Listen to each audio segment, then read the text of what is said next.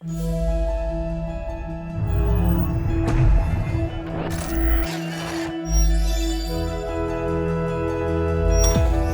is SimCity, Maxis' new online-only reboot of the classic 1989 city builder. It's one of those games that makes me say wow a lot. Like, wow, I can't believe how good this looks. Just look at all the detail everywhere. Wow, it blows my mind that each one of these thousands of citizens is individually tracked as they go from home to work to leisure activities and back again. It's insane. And of course, wow, I can't believe how badly they screwed up the launch with this stupid online requirement. Holy crap, what a mess that was. The good news is that a week after that just spectacularly bad first impression, most of it is behind us.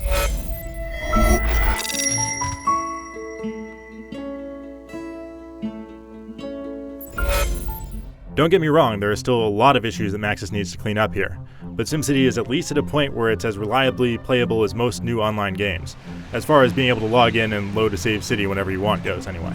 All of the basic fundamentals of building a city work reasonably well, and they're mostly easy to use thanks to the really well done UI bar at the bottom of the screen.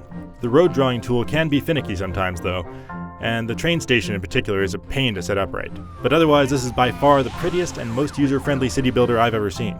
All of the art and music is excellent, and pretty much every action has some kind of really satisfying sound effect and animation to it. And I love all the unique sounds that play whenever you click a building to examine it. That's a really great detail.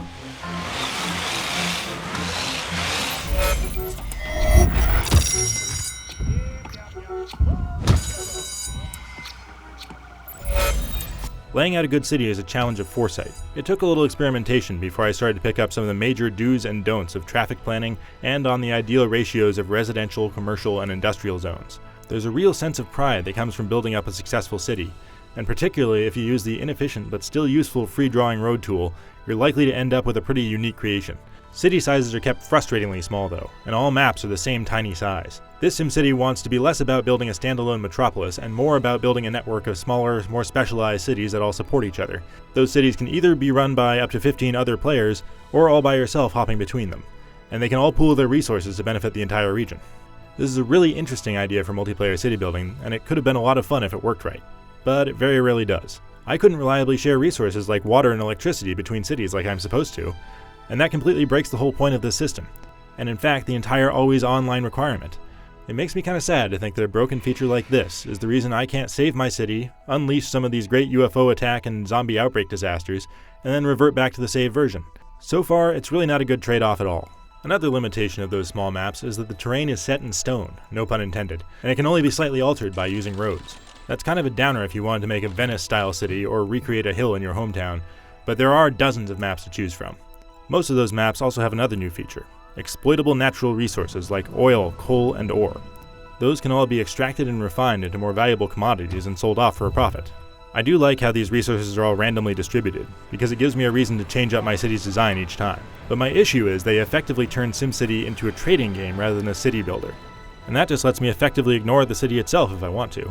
There's nothing inherently wrong with a business game, it just seems out of place when I'm supposed to be a mayor and not a CEO. There are other city specializations like tourism and gambling, and they work a little bit differently. But I really can't get them to work consistently at all. After a while, people just suddenly stop showing up to landmarks and casinos I build. That's gotta be a bug.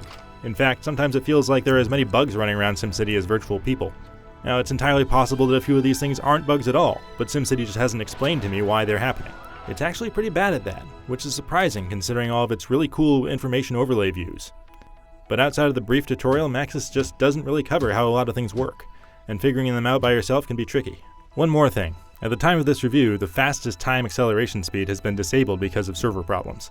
Not being able to use cheetah speed really messes up the pace of play, since you have to spend a lot more real-world time tapping your foot and waiting for enough cash to roll in to be able to build anything. Fortunately, this is supposedly temporary.